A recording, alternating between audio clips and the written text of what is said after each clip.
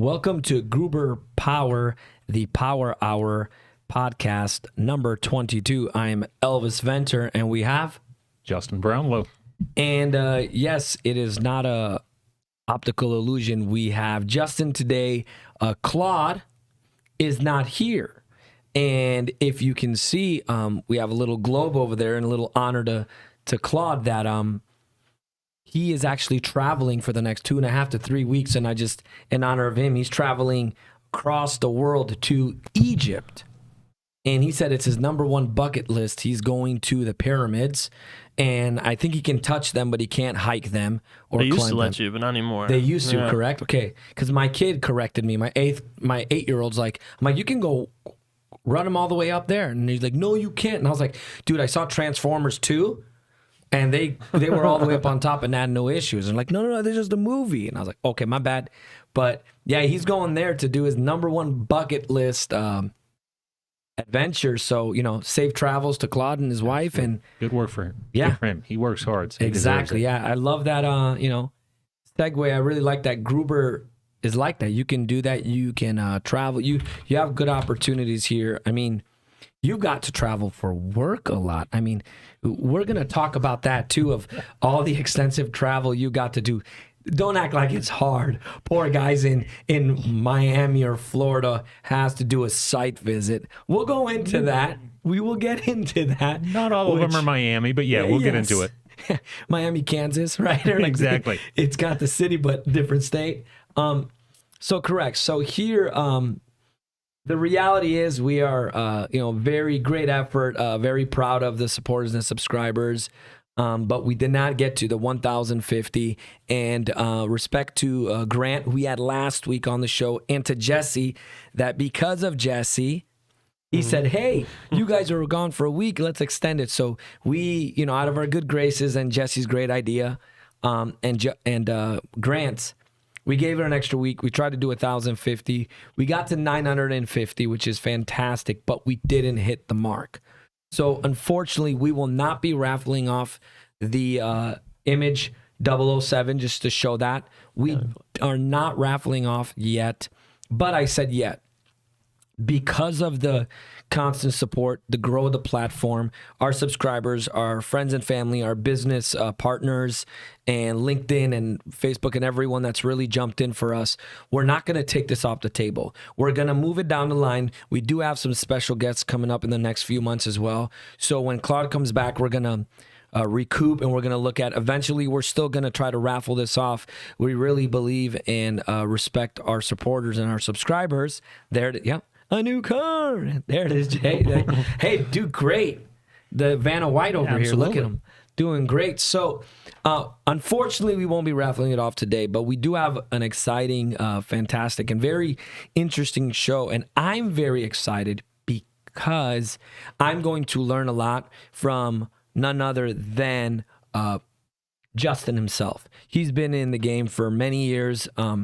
And this is part 2 of the customer service, where he is highly qualified, and we have a good group of account managers that are really experienced, and the top of the top account managers that know the service side and the service side, the contract side, which is still new to me.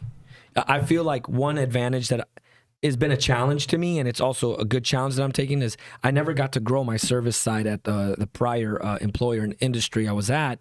And over here, they the floodgates open. They're like, go for it. So I'm starting from scratch almost on learning and offering. Great thing is I have the experience on the UPS side, so it coincides and works hand in hand. And it's a great approach that Gruber has provided. It's like, hey, here's a unit or here's parts, but we can cover your entire unit, or we can cover so much more on your UPS for a year or an extended amount of time. So I really am excited because I'm going to be learning a lot, and we're going to be delving in with none other than Justin that has so much experience. We're going to give you a little reintroduction. I'm going to let you say a few things. And but I do want to say this. I think I'm at 7 years in the game right now. And let's fast forward to year 1 working at my other employer, and one of my bosses says, "Hey, I'm going to go over to Gruber which was a mile down the road. I got to go pick up a part. You want to come? I was like, dude, whatever I can do to get out of the office. I was sitting in front of a desk. I was in the warehouse. I was like, whatever, let's go. So he takes me and we just pull up and Justin walks out. And I was like, oh, who's that? He's like, oh, that's the guy I'm picking up a part from. It was a fan or something. And he's like, that's Justin Brunlow. I'm like, oh, I've had some email exchanges with him. Okay. And I was like, okay, cool. And then I met you and I was like, later. And that was it. I'm like, then we worked through emails. You came for requests, but nothing like significant. And then I just knew you as one of the Gruber people. And then I come here and then I start working here. And I was like, okay, it's a very different, it's now I know someone that I have a resource I can respect because you've been at it a lot longer than me. You're very technical, which is good to have. And I can't say if it's common or not in our industry, but you are a different type of technical, which is great. That means by your choice or not, you had to learn the physical UPS at one point in your life. And if you liked it or not, you learned it because you know a lot about it. And that's why you also have something really fascinating. You have a team under you that supports you, but you also work with and you also mentor and guide because you have a very specific way. And that's why you can offer so much. So it's great to see that they come here and like, well, this is Justin. He's on his own island of operating and does it. However, even, what did Claude say yesterday about you? I don't need to see him in the office. If he's on a site visit, he gives me a call. He goes, great. I'll see you. I know what you're doing. You're taking care of the customer. You're going above and beyond. So that's really great. That's how I kind of was introduced to Justin. And I came in here and I'm like, oh, okay. You were awesome. You welcomed me with open arms. I don't know what you said behind my back, which was probably merited. That's a different story. But no, just kidding. But it was great because you really like came through, and I felt like an equal with you. Well, even though you've had more. Well, we're all on the same team. I totally agree at Gruber.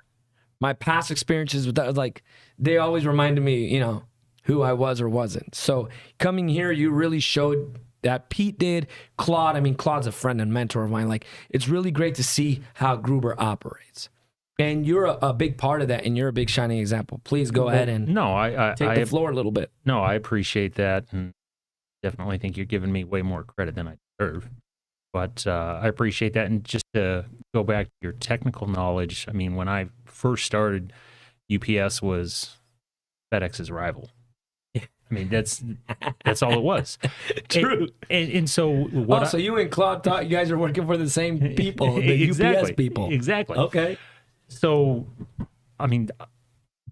the team that I have under me and that works with us, whenever we have new hires come in, I kind of try to train them the same way I started. So I started small, single phase, little plug and play unit. Okay, it's a little backup that goes under your desk. Mm-hmm. It's going to take 12, 18s. I wrap my head around that. Then I started going to larger single phase units. Just get a real firm understanding of that. Okay, what is it? How does it work? How does it operate? Okay, now what are these larger scalable single phase? How do those work? Mm-hmm. Oh, okay, so it's just kind of like these small ones, but they're kind of just bunched together, make it bigger. So I learned that, and then I jumped into the three-phase stuff, and where I really started getting the technical knowledge and learning more was our old electrical division, 𝐓𝐢𝐦𝐞. I would go back to his office and just sit with him for an hour or two a day and talk about, okay, well, how does this system actually work? And how does it work here, but it wouldn't work in this environment? And he would say, well, it's because of this. And then I would go out on the sites with him. I would just sit back. I would let him do everything. Did you ever go to the depot? That's one absolutely. thing I did. I took the mentor at the time, my own employer, his name was Mike. He was a mentor of mine. And what he would do is he'd walk with me to the back and he'd just, hey, this APC, click this escapes, click this button. And he would just show me, hey, this is a power module. This is a battery module. This. I had the same experience where you walked me through. The depot doesn't like me too much because you know what's up. Because I know what's up. And when I go in there, I'm like, okay, let me see this. Okay, kill the input power. Okay, Yeah. put it on bypass. Take it out of bypass. Do this. Okay, the run it on breaker this. on. Hey, no, put a higher load on it. I want to Yeah. see it at 80, 90% load. Well, hey, let me go through like on the PX. You've got Exactly. individual battery modules. I'll go through the display and make sure it's registering each individual battery module. And they're just like, Justin, we tested it. It worked. I Trust, believe, but verify. Yes. But and then going back to with Wayne, so then I would understand, okay, we're going to install this unit. Okay, well, hey, Wayne, can we do it this way? And there was times where he's like, no, you can't do it that way, and here's why. Yeah. And there's other times, well, actually, yeah, you can do it that way, but we're going to do it this way, and here's why. They'll both work, but we're going to do it this way, and this is why. And then as... Be it industry standard, be it the situation of the customer. Situation of the exact customer. And then there was times, too, later on where I would say, well, why aren't we doing it this way? And he would be like, you know what? I didn't even think of that. And it's just that back and forth. But it evolves. It learns. It's not like we've spoke about it with Claude. It's not just cookie. It's not one size fits all. Every site is... There's no site that's the same. I mean, yeah, you can say, yeah, it's pretty much a UPS. No, every site is different. And it's fascinating and refreshing to hear you say, because when you were talking about how you started with a Smart Ups, little plug and play, I've heard you say that to some of the newer people as they're coming through and they're working for at the company. I've heard you say that, and I was like, man, I appreciate that he doesn't change his tune, because he is being honest, even with them, like people that are just starting and learning, where you started 18 years ago. 17, 17 years ago, where I started, we still had to start it at first. Hey, this is what you're looking at. And probably when you first came in, you're like, I don't know what this is. Because I was like, I worked in the IT industry and I came into UPS. I was like, never seen one of these, or I've walked by these all the time and never acknowledged them once. Right. And see, I'm a little different as far as the technical aspect. I mean, we do have some very technical people here, and then we have some other people that aren't as technical, but those people, they know where to go to get the answer. That's the great thing is the resources. Which is perfectly fine. I just, when I'm sitting in front of a customer, I want to know exactly what I'm talking about. I agree. And so when I don't want to look like I don't know. And I don't have a problem telling them, hey, look, I don't know. Not sure. I'm not sure, but I'll get you the answer. Of course. But when I go out and I do those installs with our electricians, and I do this and I do this, when I sit down with a customer and I go over a design and a proposal, and they say, well, why is it this?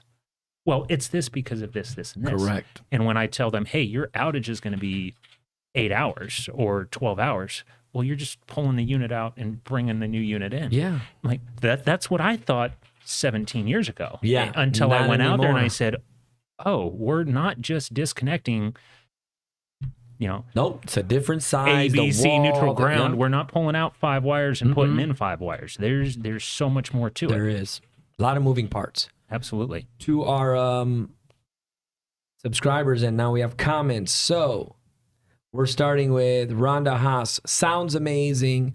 Okay, these were some from last time too. Now that's a really cool backdrop. Yep, that is, if anyone can guess it, in the comments section, feel free to say what movie. We've already had a few clips from that film. It's a great movie. It was on a circuit board. Claude was saying, Grant Mobile, good morning, gents. Gotta love him. Thanks for coming last week. We had a great time with Grant.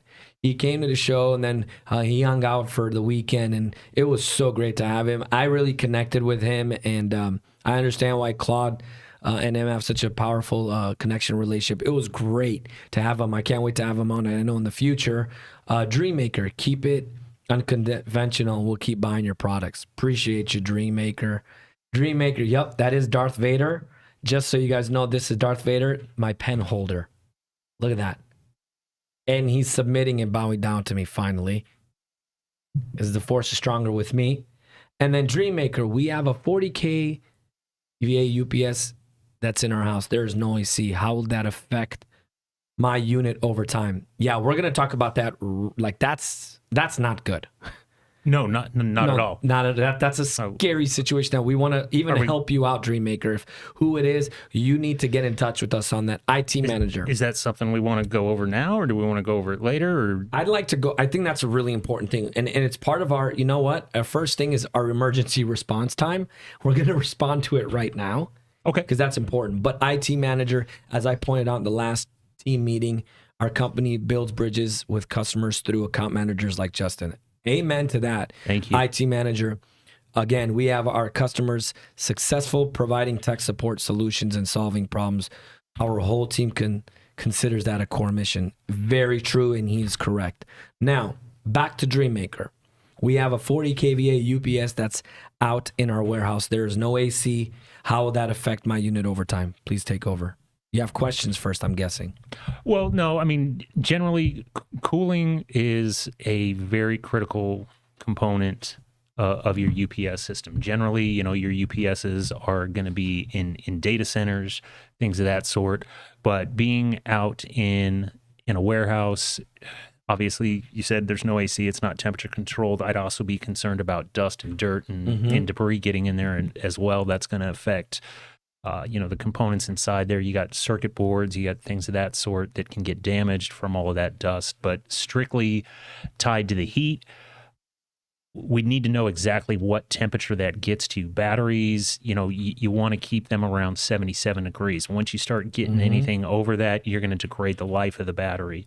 You can also, in much higher temperature situations, you can run into issues that are called thermal runaway, where the batteries go into thermal runaway. And now that is, much worse potential for an actual fire, Correct. which I have seen happen in certain cases where you have to call the fire department, and that's never a good thing. No, it's not. So yeah, temperature is a huge issue. And yeah, to go to your comment, how that can affect your UPS, it's going to degrade the life of the batteries more so than any of the other components. They do have other like alpha UPSs and some of those that are designed to work in high temperature, harsh, ruggedized environments. They make for certain mine applications and things of that sort. But the PX is not designed to be sitting out in a warehouse. No. So that's something, if you want to discuss that in more detail, you can definitely reach out to us. I mean, I'd be more than happy to help you out. Just give us a call. But short answer to your question, the biggest impact that's going to have on your UPS is on the batteries. On the batteries. And then he said dust. So, I mean, I always have I know some of my customers get like, come on, dude, stop taking my hand and taking me for like a kiddie walk. But I ask them, like, is your UPS connected? Is it just sitting in the warehouse, or is it connected and live? Because there are two different things. Your battery's still going to lose charge, but when they're connected, now it's the main important thing is the AC. And he was saying between 70 and 75 degrees is a cooling place. When we have an FE go out, they take temperature and they measure the temperature. And we had one that was like 80 degrees, said, you can't do that. It's very dangerous. And it also makes your batteries work harder because it's heat, so it's going to, then the dust. And the environment is not the best because you have nothing there. And a big question is, well, how hot is your warehouse? Is it in the 60s or 70s? Is it really hot in there? And do you have a good cooling system? Do you have an environment that keeps the UPS in a good spot? So there's a number of questions, and I'm going to let... Go ahead. Just to further expound on that. Yes. So I've had customers ask the same questions. Is it really? And I even show them the data sheets from the batteries itself that says, hey, look, it needs to be at this exact temperature. And then even certain manufacturers will say, hey, from this temperature to this temperature, this is your warranty. From this temperature to this temperature, it's going from here to here. From here to here, it's 50%. From here to here, you have no warranty. Correct. And then when you get into I've had this conversation with a customer last week that said, hey, I want X. Well, I had it last week and probably 100 times. I want 5 hours of runtime. No. Yeah. You need a generator. And Thank you. And they're like, well, why? And I said, okay. That's 7 cabinets or something. No, it's not a matter of that. Let's just say Arizona. Yeah. You're in Arizona. It's the middle of August. It's 115 outside. You don't have generator power now, so you lose power to your building. You have no AC. Your data center is going to go from 70 degrees to 80 100, degrees 90, in yeah. 10 minutes. It's going to go to 90 degrees. It's going to go to 100 degrees.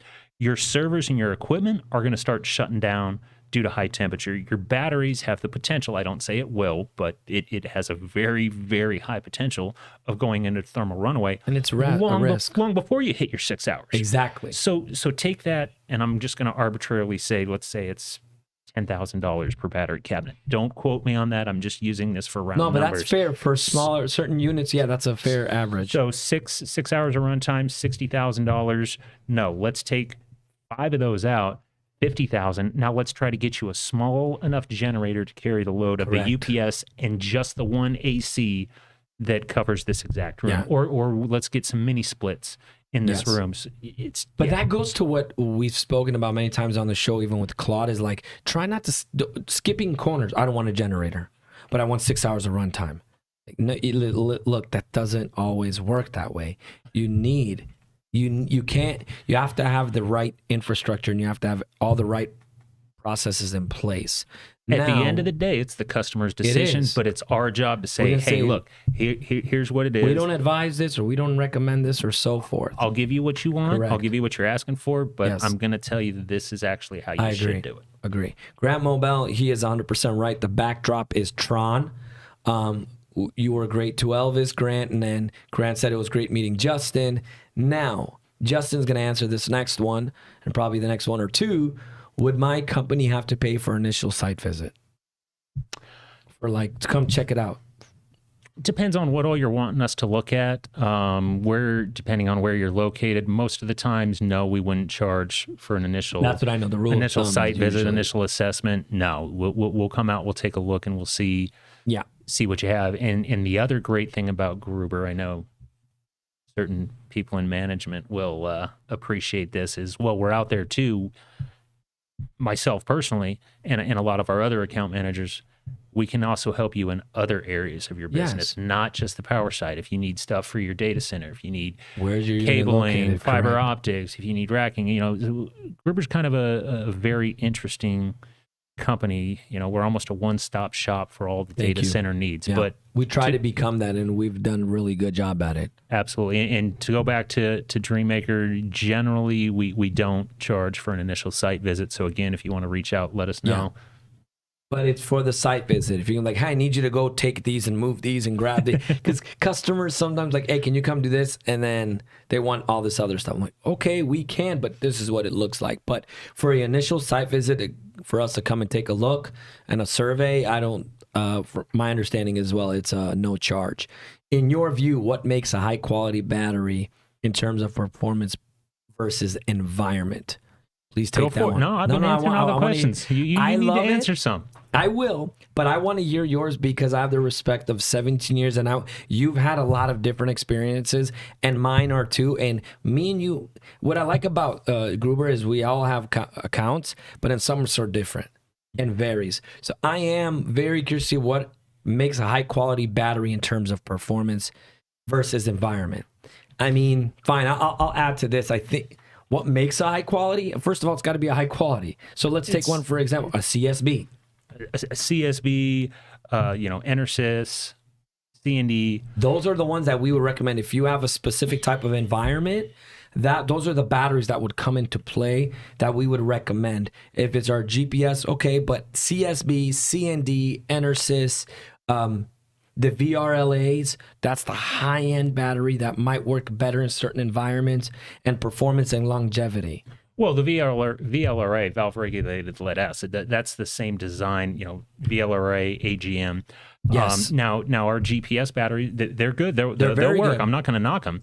Especially in the smaller plug-and-play units when they're going into the battery modules. High quality. But high quality, to get back to your question, it has to do with the amount of lead that's in the battery, the quality of the lead, how it's stamped at the factory, stamped, pressed, same difference, how it's built, but primarily the type of lead that they're using, the quality of the lead, what type of bonding material they're using to stick the plates together. Is it a honeycomb plate design? But a high quality battery, what's the advantages and purposes for it in an versus the environment. So what's I'm trying to understand this question of like, what's the advantages and pluses of having a super high or a high quality battery to the environment? That's our tough one because it's too general, right? I believe like, because you were saying the mines. Well, yeah, and It now depends on the environment. Now you also Right? now here's another thing, and we're gonna maybe I'll just say it. So harsher environments, just like they make specialty UPSs for harsh environments, Yep. they also have different kinds of batteries. Correct. If you're going to be in a very high temperature environment, like there's some that I sold for places that were bus stops in high temperature areas, and we did gel batteries as opposed to AGM because gel can do better in higher heat. So it all is dependent on the type of environment it is in and the Correct. application, whether I would suggest going with, you know, an AGM AB C brand Yes. or whether I would go with a gel style, Yes. you know, and then you could go with deep cycle batteries. And what you're versus- referring to is an elite battery. So we have the small batteries, we have the good, very good batteries that we carry, and then we also have the elite brand batteries. Huh? Not anymore. Not anymore? No more Not elites? right now. Not right now. We can still get them. Yeah. We may not have them, but we have them through our suppliers and our partners. So through some of our groups that help us all the time, we can still get elite batteries. I mean, even though we don't have them, I still say we have them because I have the sources. I we mean, have the local elite ones. labeled. Yes, elite labeled, but we still have elite access to elite batteries, even though maybe not labeled like you said. But Elite in terms of performance, yes, all day long Correct. we can get them. and then the specific ones we have. So hopefully that answered it. It's just the high quality battery, depending what type of high quality battery, because you may consider one, we may not consider high quality, and then versus environment. Environment is so shape shift. Like you just don't know. You don't know what environment. Like, are you referring to, like you said, the mines, a bus stop? Or are you referring to a really nice data center with all the cooling and all the, bells and whistles and all the plugins? So that's, then we would recommend that. And per the UPS, something that's more rigid and made for it compared to like an APC Symmetra PS. Do not put that outside. Absolutely Don't not. put that like, no. That's not just to get it going. Grant Mobile says, can cold temps have an effect on battery runtime? Yes. I mean, I believe yes. I haven't ran into that situation. I mean, how yet. cold, right? Well, that's another thing. How cold How are we talking about? cold? Now, if we're talking about AGM batteries, again, it goes into It the goes, application. yeah. So now maybe we look at a gel battery again that Yeah. can withstand a wider temperature range. Correct. But generally, if you're running an AGM battery, I've had customers keep their data center at 63 degrees and the you're good. batteries are good. You're good. You know, if you keep it in that, I know it costs more money to keep it cool, but if you keep it in that 65-degree range, you're going to see You're good. going to see your batteries last longer than if you keep it at 78 degrees. Now you also got to factor in how many times did it go on battery? How many times was it Exactly. discharged? The performance of the UPS. But if you have two UPSs working identical loads Yes. that are exercised the exact same amount of time in two separate areas, one's 65, one's 80, your 65 is going to run And it longer. all depends on, again, it's too general. Like my wife thinks cold is 70. So cold temps is like a general statement. Like I think 50s are cold indoors. She's like 75, I'm freezing. So it all depends on what cold is to that. What we'd like to start now is on the customer service side, and this is where Justin comes in and offers so much experience and so much knowledge, and we're gonna hit right into it. And Jesse, if we can go to image, I want to say 100. Is it 100 or 1,000? The what is service? Yeah, 1,000. Yeah. I got it. So 1,000, and our first thing will be emergency response, Justin. Please talk a little bit about that on how Gruber handles that, and what are some of your experiences in that you do. And just so you guys can see, what is service? Service equals result plus experience. And then at the bottom, you can see fulfillment of a need is a result, and the sum of all touch points, experience. And we're big on, we have all these cool themes that Claude and the management and the group and the company always tries to point out and bring to light, and evidence of like experience. We're big on experience. We're big on like, let's help out, let's be available. So please speak to some of the emergency response times and kind of in the Gruber, what we can offer and what we could do. So emergency response times as far as contract coverage goes? Contract coverage, yes. So are we talking what is... My UPS broke down. I don't know what to do. Justin, help me. No, so basically... That's me.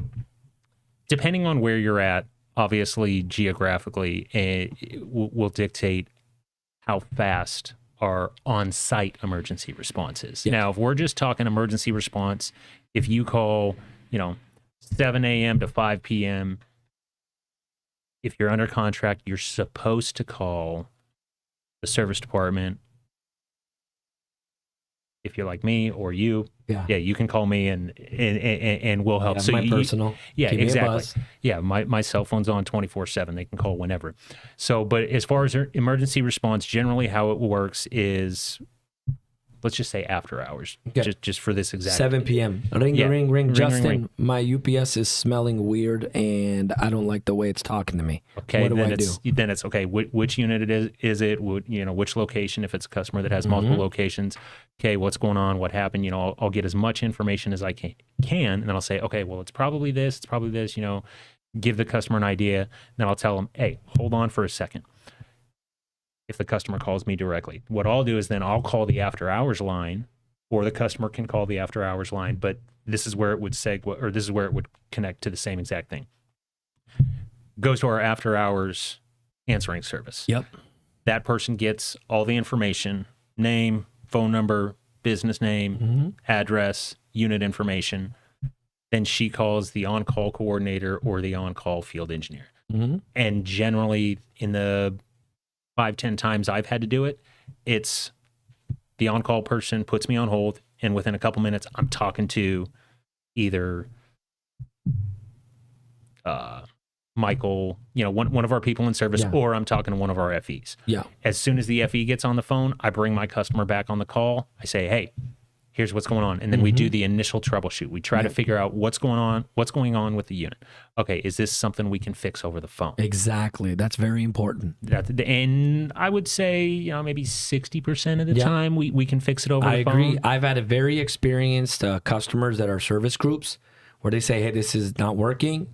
And I'm like, fine, I'll replace it. And then they send it back and it worked totally fine. So there's a reason we have that in place of, exactly. Let's get an FE on the phone with you. And we're going to walk you through some things, so we make sure that if we're getting it back or whatever the case is, next step is send you something or send someone out. Right. So from there, Agreed. So initial emergency response, what I normally tell my customers is from the time you call in to either me or the after hours number, within 30 minutes, you're going to be talking to somebody from Gruber. So then from there, then we try to do the initial troubleshoot. We try to figure out what's going on. If we say, okay, we can't fix it over the phone, we need to dispatch. This is where it gets into, depending on where you're at geographically. And who's available. And who's available. Who's ready to go. If you're in, the Phoenix area, somebody's going to be on site in a couple hours. If you're in Tucson, probably a couple hours. If Southern not you California, or me a couple or someone hours. will, depending what it is, we'll step up. Yeah. Generally, within 8 hours, somebody's going to be there. Yeah. And I say that 8 hours for the more remote locations where we can get somebody 8 hours. And depending on what the customer says. I mean, if the customer says, hey, okay, let's just get somebody out here tomorrow, or if it's, hey, I need somebody out here someone now. right now, but I'm in Alaska. Give us a minute. Yeah, okay, well, I'm going to have to get somebody on a plane. So... Yeah, and I have to copter you in. I've had to have those conversations with customers. Yeah, because customers are like, hey, but I got this. I'm like, yeah, but you're on an island. Give us a minute. We'll be there and we'll be realistic. Well, that's why we're I'm sure you do the same thing I do. When I'm having that conversation with the customer initially, when we're talking about the contract, I'm upfront with them. I'm like, look, you're in, I've got to take an ice plane to get to you. So I'm not going to be able to quote you 8-hour service. I can quote you next day service, but I will give you 24/7 phone support. We'll help you. We'll get you. And you going. don't even have to have a contract for 24/7 support. We offer that free to everybody. Yeah, that's really exactly. Before we hit into that dream maker, and it kind of still goes into the service side, he wanted to ask, what are the specifics of a site visit? Not so much specifics because we have a lot to cover, but what are some things you could say that would go quick as an FE or someone's going to go do a site visit for his UPS? That's a tough one to ask. It depends on what you're wanting us to come out and look at. Okay. We'd have to have that discussion with you just to see what exactly are you wanting us to look at. But we're going to go use our main, and I've heard Claude say this, we're going to use our vision, our sight, our smell. Like if it looks good, if it's operating, we're going to look at the monitor, maybe some basic stuff like that. But we're not going to go in and remove and start fixing things because we have to get an assessment of it. So that's more of a PM. Like a site visit, though, that's just... A PM is when you start touching things and you start looking and monitoring and troubleshooting your UPS. So site visit is, we take a look, it's too general, right? I mean, a site visit to me is... Justin, I want you to come out and take a look at my equipment, see if you think we're oversized, undersized. Too. Yeah, no, absolutely. And that's why I've done that too. Well, and that's why I want to clarify too, just so there's no confusion. For that, there's no charge. If you want us to come out and do a thorough look on your UPS, then that's a troubleshoot. Then that's a PM or a troubleshoot. There is a charge for that. But for us to come out and look at the site, give you ideas on ways you can improve. For like a PX, he is very capable, and so am I, where I can come there. Actually, after this, I'm going out and installing a power module. Of course you are. So for a PX, because they're plug and play and very user-friendly for our industry, for people like us, and we understand it, we know what it entails for a site visit, and we would do a little bit more. We're not going to plug and play and start moving your things, but we can come in there and we can assess, hey, these are your alerts. This is what it's saying, L5, or this is saying bad batteries. Hey, this one's saying failed power module, and it'll give you that. So that's giving us information right there. This may be a did you know? Did you know? Yeah. But I think you can still say plug and play, but don't ever say hot swap anymore. Okay. APC actually recently, probably last year reclassified hot swap to live swap. Ooh. And what I say, plug and play. You said plug and play, but it's kind of the same. Oh, just plug and play. Just be careful. Just be careful. Live swap. Don't say hot swap anymore. Ooh. Now it's the live swap. Good to know. But either way, for us, is we would go in and we would look at your unit. We're capable. I've done it for a customer. I looked at a unit and said, hey, this is what I recommend. This is what your unit's saying from what I can gather. And again, it's every site's different. But like on a PX, I can come out and look at it and I can go through the logs and I can say, oh, you got a bad power module. Or, oh, hey, your MIM's bad. Oh, exactly. Battery your static module switch or your battery. L4B is bad. Here. So we know. I look around and I say, okay, do you mind? Exactly. All right, there, it's clear. We can even walk you through it at times. So you can give us a call, like you said, and I can say, hey, we'll go in front of your unit and press the display. So that's what it would entail from us, but it's not on the PM. Is now you're starting to figure out what is completely wrong and what we're going to replace. So we try to be fair and honest on it. And I think we do a great job of it. And we, as account managers, we're offering our service. Say, it's in Phoenix? Yeah, we can come out there. Hey, I'll come out there after lunch or during my lunch, or let's go. No problems. Now we're going to talk about the end of life for the customer service on the UPS. And because that's what end of life is on the UPS itself.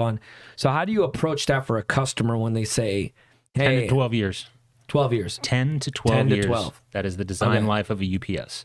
So, can you get longer than that depending on the unit? Depending on each individual application, how well you take care of it. But generally, 10 to 12 years. So at that 8-9 year mark, you start talking about it. At the 10-year mark, you start talking about it even more. The 12-year mark, UPS, and you will see some documentation out there from some of the big manufacturers, I won't name exact names, but they'll have a chart that'll go up to 20 years. Yeah.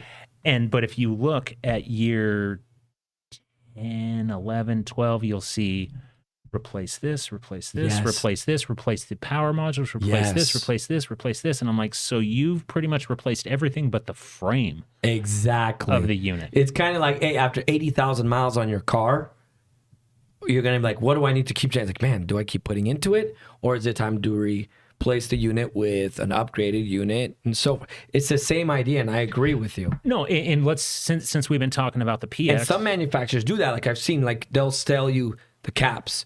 After this, time to replace them. The fans, the IGBTs, the boards, which the boards have the longest, we said up to 40 years, but PCB boards. But in general, they give you that. So at a certain point, 10 to 12 is why they say that is when you want to. And we recommend it too. Well, yeah, and since we've been using the PX as a big example here, obviously that's APC.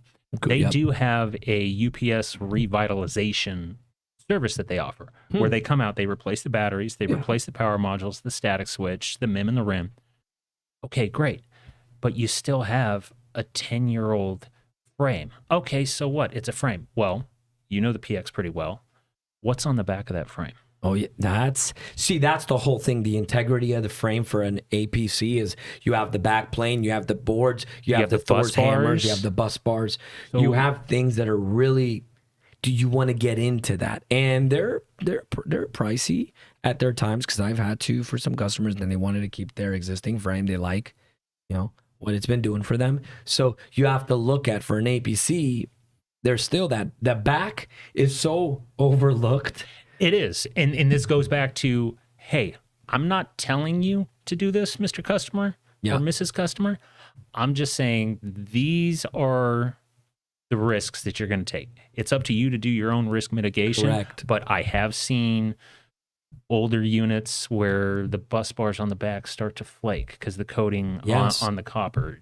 So You get dusty, you get rusty, you get many different things. So that's something too. right. And then the other downside to units that old is the availability of parts. You can't, Correct. I don't want to say you can't, but it's much harder to find parts. Yeah. And it's more costly if you do find the parts. And It is, unfortunately, depending what parts it is. Yeah, I mean, little fans for power modules or that. I mean, you yeah, can that's fine. You can get them all get day. all day long. And but- then they have the new updated one. They have a compatible one. You feel $100, $50, $200, $300, depending the fans, and you can get those a lot more accessible. Well, and sometimes I have to show customers too, even documentations, and I'll use Eaton as an example, where it says, hey, look, this unit that you have went end of life in 2010. Yes, So they will carry parts until 2018. that's a great From point. 2018, then it goes to a, hey, we'll try to do it. And they actually have dates. do. It's generally about, I want to say about 10 years from the time they say, hey, this is Discontinue this the is UPS discontinued, this or is going the- end of life. correct. It's about 10 years that they Yes. still have parts. So those are the verbiage that, as a customer, you should look out for. It says end of life and end of service life. So when they say end of service, that's the second part of that page where he's saying my UPS says in 2010 it's no longer supported. In 2020 they're not going to service it anymore. Not the parts and not the equipment. So it's something you have to look into and consider. Luckily, guess who's here helping you out? Gruber. Yeah, we 'cause fill the Eaton doesn't niche. have that No. sitting in their warehouse, but I've got one sitting over here on my shelf. We fill that need, and guess what? We got parts, we got equipment, we have things around here that we do very well of keeping, and in a great place with static bags, all that good stuff. You're going to love this segue. Okay. Not only for the Eaton unit do I have the parts, Mm-hmm. I have the parts for the Mitsubishi. I've got the Ooh. parts for the PX. Oh, the I've got the Toshiba. parts for the APC because we do a mixed vendor We environment. do. And that goes, oh, that's beautiful. You didn't even see it. It's like he knows it better than me. Hey, Mr. Host, nice to meet you, bud. Nice. How you Great. It's so true. It's a mixed. Please speak into that as you segue into our next, the mixed vendor. This is one of the great things about Gruber is we can service any brand of unit. I love that. Any size of unit. So Fair-ups. So when I go into a customer site, which as you get bigger customers, not all of them have the same type of equipment. And I've walked into so many sites where they're like, oh, well, we've got a contract with APC for this equipment. Or, IT has APC equipment and they have a contract with APC.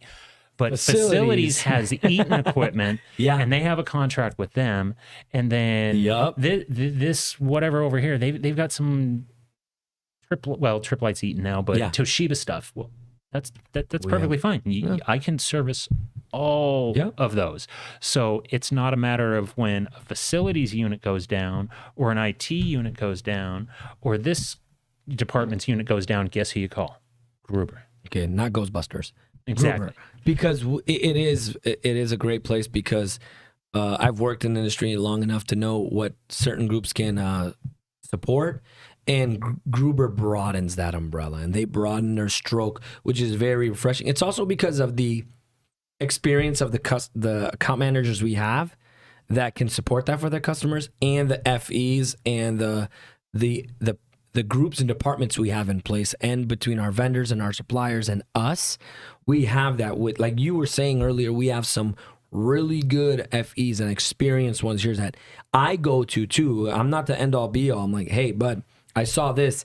I don't remember this. Can you freshen my, because these are the guys going and looking at these units weekly, daily, monthly. That's the resources we have is our FEs that are on site and in front of these units all the time.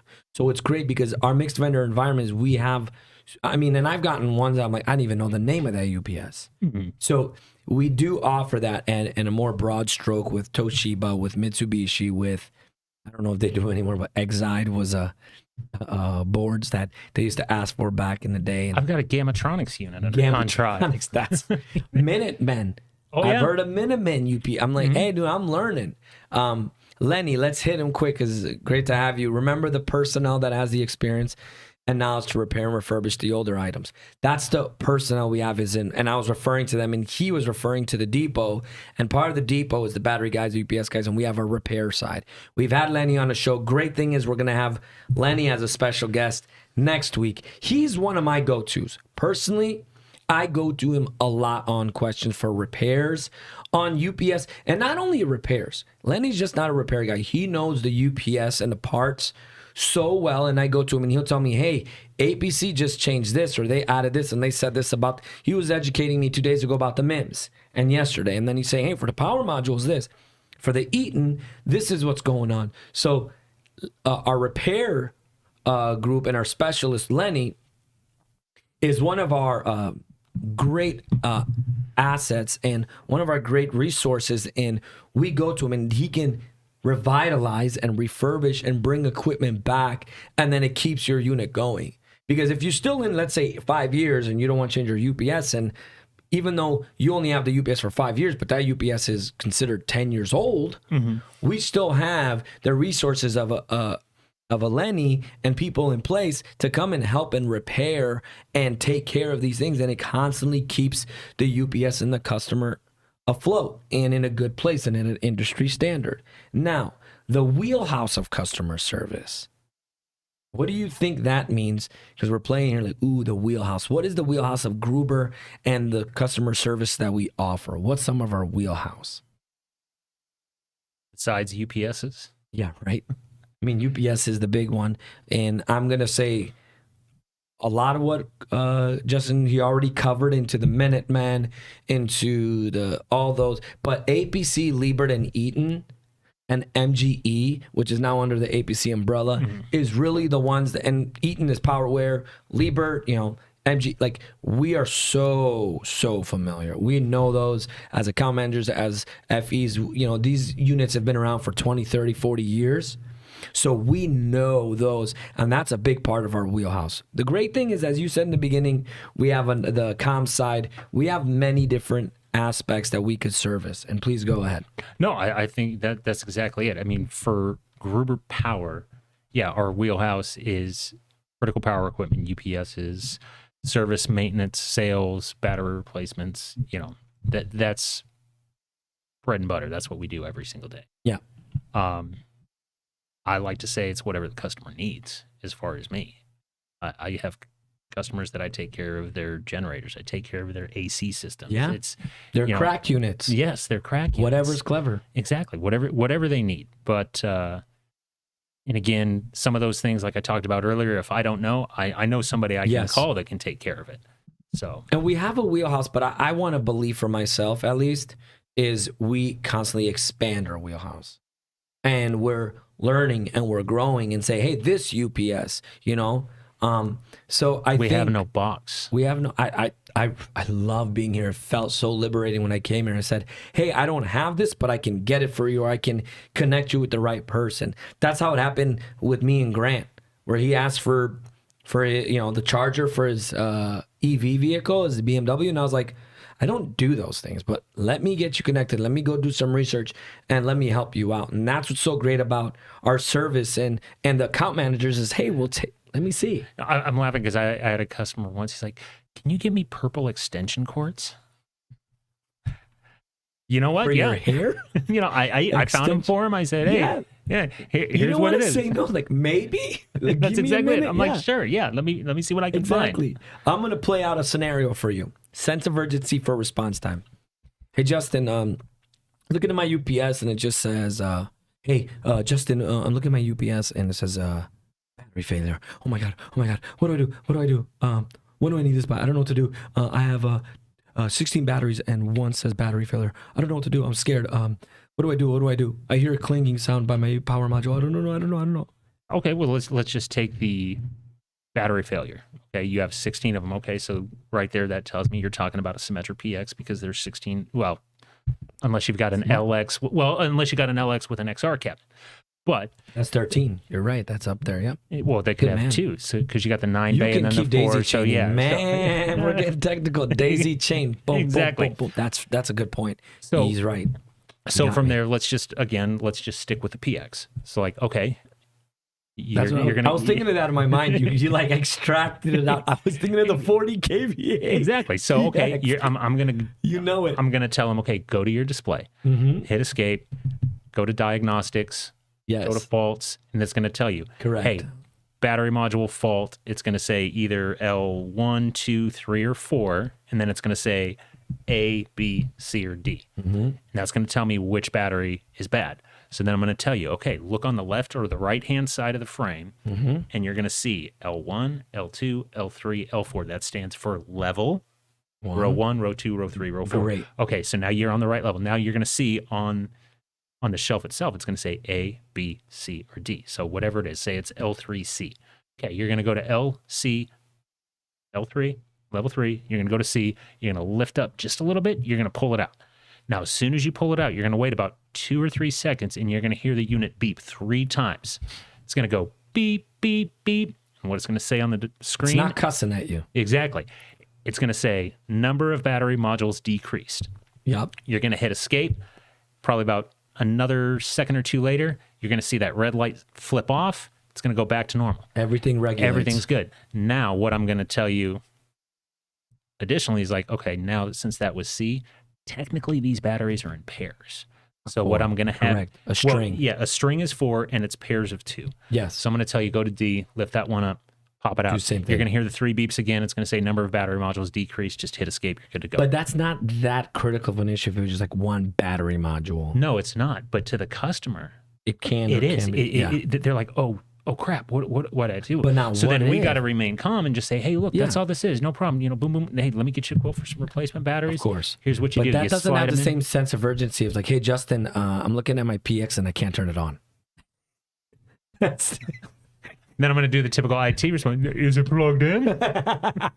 IT crowd. No, but like, what if it's just fried, or hey, Justin, it looks weird, it's making noise, it smells, or I can't power it on. Like, that's a different type of conversation. And I'm like, hey, there's a lot more issues there. Because you were really nice now, and the way you walked your customer, me at this point, on, hey, well, just do this, that. It's just one battery module. We're going to replace for you 2, possibly up to 4. We could take care of you. But it's like, hey, I'm at my UPS, and I have all these lights, and I hear sounds, and I smell something. It's like, hey, That's a different response time and urgency, right? That's a different response. And then that's where we get into okay, what are you smelling? Yeah.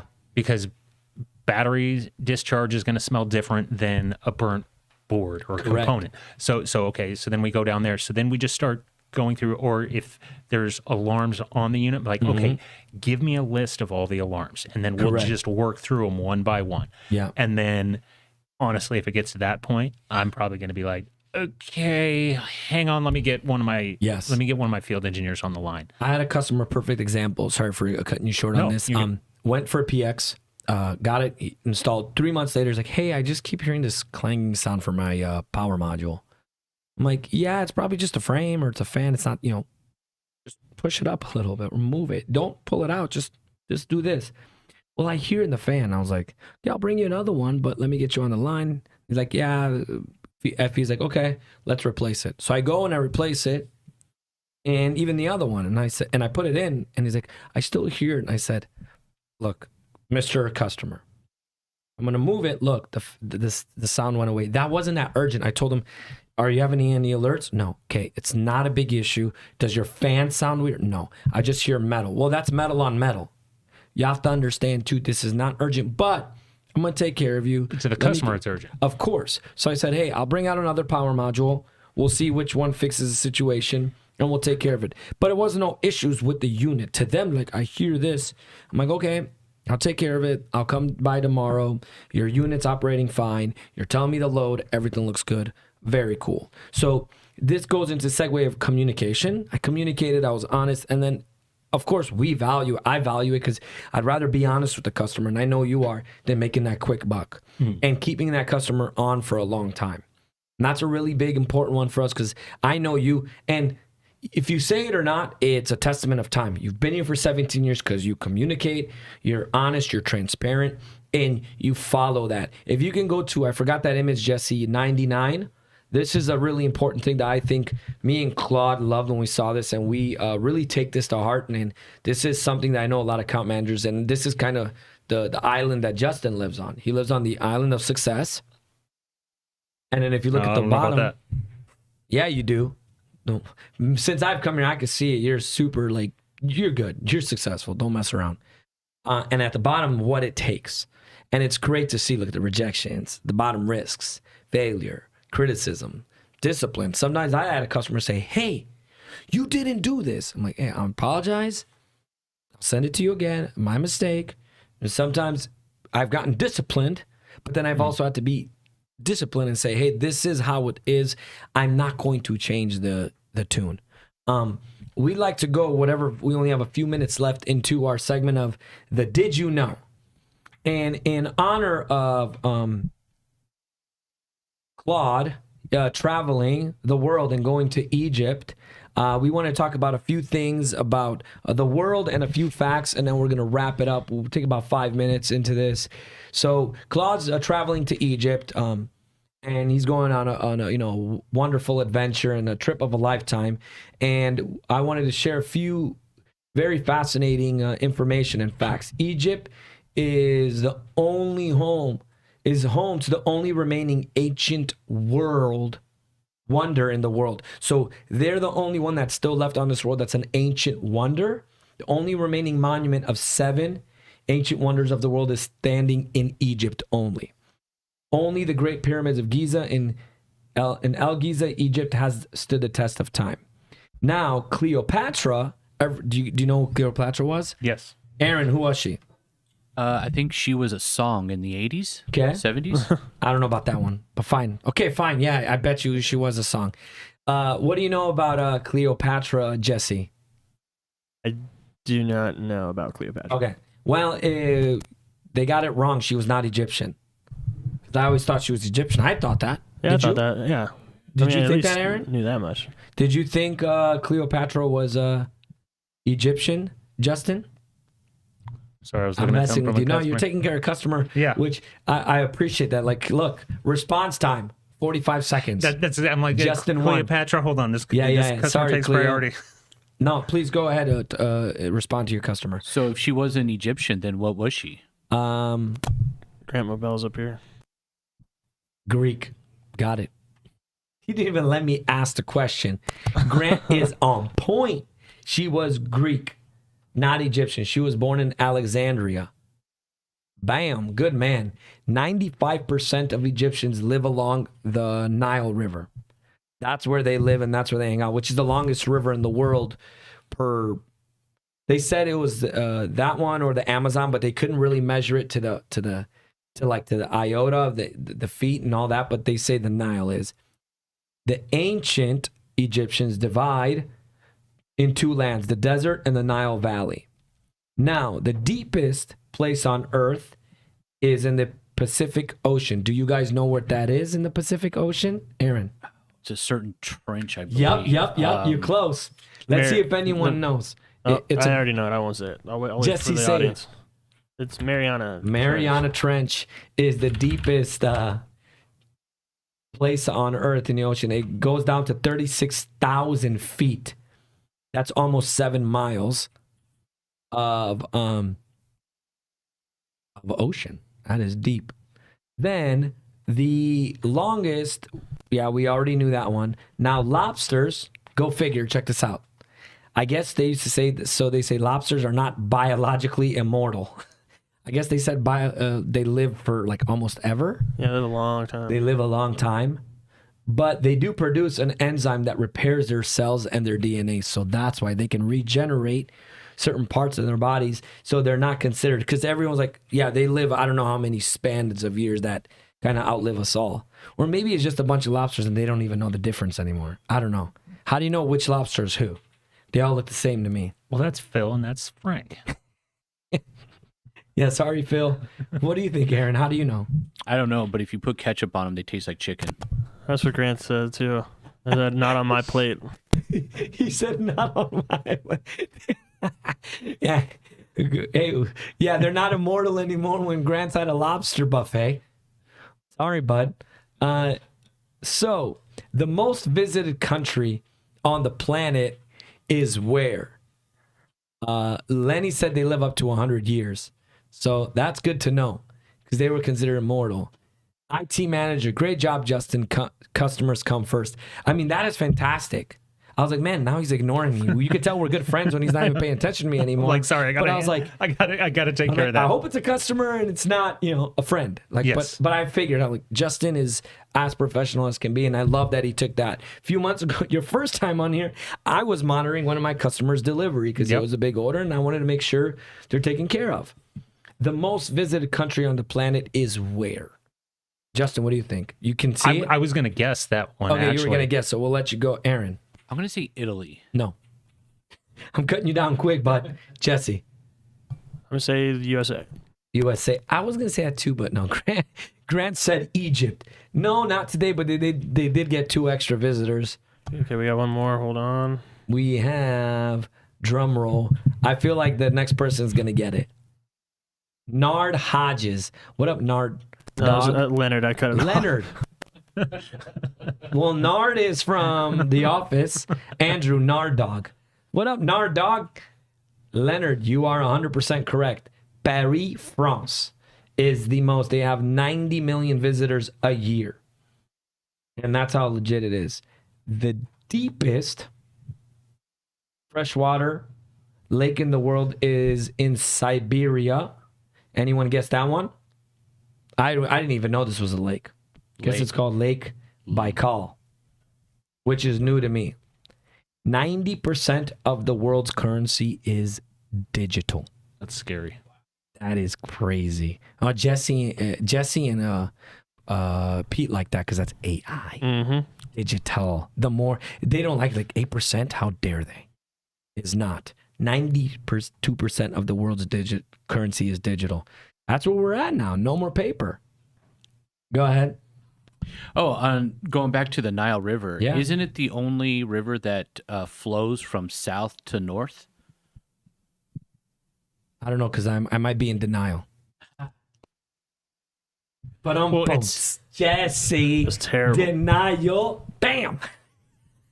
It's not denial, but when It's It's not actually, denial. when I was in Iraq, I got to see the Tigris and the Euphrates, which was Dude, that's biblical that, for that me. was that was pretty cool. They said those are two rivers that ran through the Garden of Eden. So that for me is fascinating. And I wish, you look for the Garden of Eden? Didn't have a whole lot of time Bet. with what I was the doing guns over and there. hanging out and working. You had too much Exactly. on your plate. Now, the most forested country in the world with 815 million acres, Forested. forested country. Okay, the most forested country. Thank you, Justin. There's a couple in the USA, he said, but the most forested country. It's think not that- the USA. They didn't take it this time. I think these questions I'm putting up right now are about the river flowing north. Okay. There's a couple in the USA. He said Russia has the most forested country ever. Genesee River in New York State, south to north. Okay. I didn't know that. Aaron, that's for you. North to south. That's good to know. China, this one's for Jesse, is the world's most populous country ever. How many do you think they have right now? China. What's the population? 2 billion. Ooh, that's pretty close. What are we looking at, Aaron? 2.1 billion. Oh, he did. The price is right. $1, Bob. No, you guys were up a little bit, but they're going to get there the way they're projecting. They're 1.4 billion in people. China's keep growing. And check this out. When you do a Google inquiry, 1,000 computers are used to find an answer in 0.2 seconds. Pretty crazy. 1,000 computers to get that answer in 0.2, not even a second, in 0.2. I'm gonna sound old here, but how spoiled are we? Big time. I mean, hey man, we are catered to across the board, just the way it works. And the final one I'm gonna hit with, which Claude was so fascinated by this one. A tiger's roar can be heard up to 2 miles away. So that's how powerful. And it brings us back to nature. It's not always the technology. Look what still Mother Nature and what an animal can do, and yell. I wish I could yell like that sometimes when I'm trying to get my kids' attention. 2 miles You just gotta away put a so they little more can- bass in your voice. Yeah. No. Sorry, dude. I got that Eastern European a little more. Hi guys. What's going on, boys? Friends. Hello, everyone. More Eastern European. Aaron's laughing at me. He's like, bro, dude, I haven't gotten censored yet, so I'm still going for it. I could care less. I'm surprised I haven't slipped up. I'm proud of you. Thank you. No, I think we did good even without supervision from Claude. Not here to keep us in line. So I did want to touch on the last thing. So again, Everybody I on did my forget- team who's watching this is probably laughing, thinking the same thing. Yeah, they're proud of you. Good job, Justin. We have a 950 subscribers. We're up 21 from last week. So it looks like we've been doing great projecting. We want to just keep encouraging. We can't thank you guys enough for all that you guys have done to support us. And I want to give a super special thanks to Justin. No, You really come through, man. No, thank you. It's great I to appreciate the hear what you have opportunity. to say, what your experience has ended up, and where you've become, what you've become, and to really listen and take. Like for me, I just really can. I don't know how to stop talking sometimes, but with you, I'm like, man, I better listen. He's to say something that is. I need to learn. I need to know. That's how it goes with a few people here, with you, with Claude, with a lot of the people here, Pete, some really great people that have really, the companies around now, I think 40 years. Jesse, aren't we on 40 years now? Almost. Yeah. We're close on 40 years. So Yeah. with all that, with the tides changing and the world is changing, 92% digital currency, Yeah. where we used to be at a lower percentage, like it's really encouraging. And we can't thank you guys enough. Thank you, Grant. Thank you to Lenny, to every single person. Yeah, thank you everybody, and Rhonda, everyone, IT manager. If you are wanting to get more information on that, please reach out to us, and we'll be more than happy to help out and It was facilitate Dreammaker. Dreammaker. I'm sorry, Dreammaker. Thank you so much. Yeah, if you have any questions, you can reach out to I'll give them mine and you can give them yours. So, Either one. Yeah. Yeah, you can reach out to either of us. BRO Justin, at- no, well, right. Justin or Elvis. Just call the number and ask for Justin or Justin Elvis, or and Elvis not just Dream Maker. Anybody watching this, if you got questions about your site, Yeah. just call and ask for us. And then if one of us can't answer the call right then and there, we'll get you to somebody who can, or we'll Correct. call you back when we can. But anybody here is going to be able to take care of you. Yeah, don't call Claude because he's not here. Yeah. He's up in there right now, flying, going to Egypt. So we can't thank you guys enough. Appreciate everyone.